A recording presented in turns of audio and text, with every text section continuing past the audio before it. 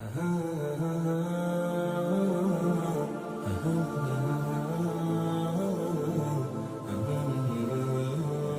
یہاں کیا ہوتا ہے، جو رئیس ہوتے ہیں نا، امیر ہوتے ہیں،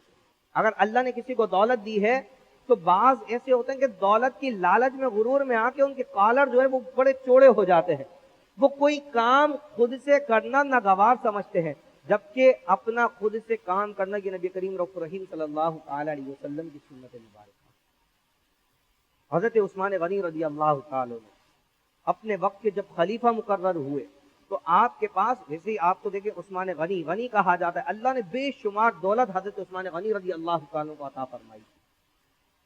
ایک مرتبہ آپ اپنا ساز و سامان لے کے اپنے کندھے پہ اٹھا کے خود آ رہے تھے، اور جبکہ اس وقت حضرت عثمان غنی کے پاس 40 غلام موجود تھے، اس کے باوجود وہ اپنا ساز و سامان لے کے خود آ رہے تھے۔ کسی نے دیکھا تو فرمایا عثمان غنی سے، امیر المؤمنین آپ کو سامان اٹھانے کی کیا ضرورت ہے، آپ کے پاس خدام موجود ہیں، آپ اپنے کسی خادم کو اشارہ کرتے تو وہ آپ کا ساز و سامان خود لے جاتا۔ تو اب سنیے، حضرت عثمان غنی رضی اللہ عنہ فرمایا کہ میں اپنے نفس کا محاسبہ کر رہا تھا۔ آپ نے فرمایا میں اپنے نفس کو چیک کر رہا تھا کہ آیا کہ وہ امیر المؤمنین بننے کے بعد، اتنی مال و دولت ہونے کے بعد، کیا اس نفس پہ یہ بات ناگوار تو نہیں گزرتی کہ میں اپنا ساز و سامان خود اٹھا کے اپنے گھر لے کے جاؤں۔ اللہ اکبر! اتنے وقت کے بڑے امیر المؤمنین حضرت سیدنا عثمان غنی رضی اللہ تعالی عنہ، آپ کا یہ عالم تھا۔ آپ دیکھیں حضرت سیدنا فاروق اعظم رضی اللہ تعالی عنہ، آپ کی زندگی میں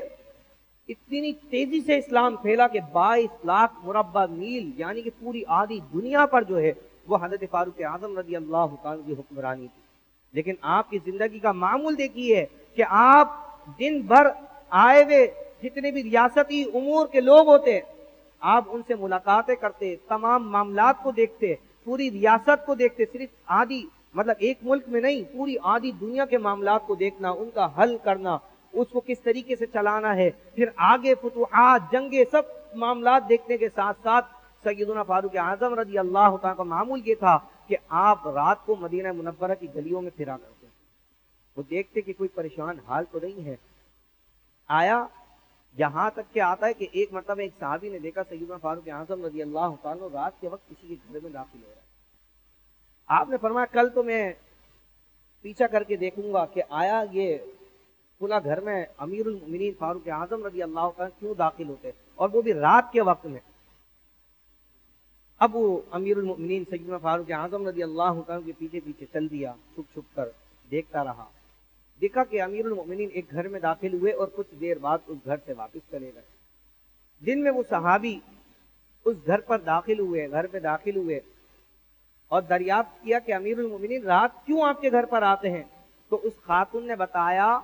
کہ امیر المؤمنین سیدنا فاروق اعظم رضی اللہ تعالیٰ رات کو میرے گھر آ کر میرے گھر کا سارا کام کاج کر کر چلے جاتے ہیں۔ کیوں؟ کیونکہ وہ ضعیف العمر عورت تھی، اس کا خاوند نہیں تھا، اس کی کوئی کرنے والا، کام کرنے والا نہیں تھا، تو خود امیر المؤمنین سیدنا فاروق اعظم رضی اللہ تعالیٰ کا معمول یہ تھا کہ آپ اس کے گھر میں جا کے اس عورت کے گھر کا سارا کام کاج کر لیا کرتے تھے۔ اللہ اکبر! یہ ہے ہمارے اسلاف کی زندگی۔ ہمارے بزرگان دین تو فرماتے ہیں کہ بندے کو جو وقت ملا ہے، جو اس نے ماضی میں مطلب گزار دیا، لیکن بندہ وہ اچھا کہ جس کو لمبی عمر ملی۔ حدیث مبارکہ بھی مفہوم ہے، حضور علیہ السلام نے فرمایا بہترین شخص وہ ہے کہ جس کو لمبی عمر ملے اور اس نے اچھے کام کیے ہیں، اپنی زندگی نیک کاموں میں گزار دی، اور سب سے بدترین شخص وہ کہ جس کو لمبی عمر بھی ملے اور اس نے اپنی زندگی برے کاموں میں گزاری۔ قیامت کے دن ایسے شخص کو بڑا پچھتاوا ہوگا۔ اللہ